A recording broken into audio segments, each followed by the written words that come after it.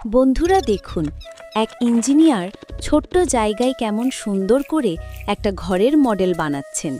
প্রথমে মাটি ঠিক করে নিলেন, তারপর মজবুত বেস বানালেন।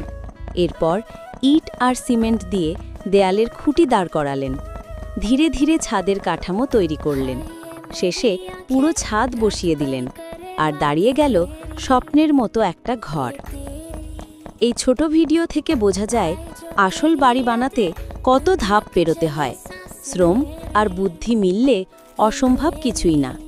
এভাবেই একদিন আপনারও স্বপ্নের ঘর হতে পারে বাস্তব।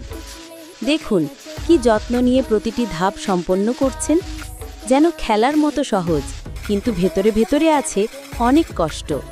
ছোট্ট এই উদাহরণই বড় শিক্ষা দিয়ে গেল। সবার স্বপ্ন হোক একদিন নিজের বাড়ি বানানো। ভিডিওটা কেমন লাগলো অবশ্যই কমেন্টে জানাবেন।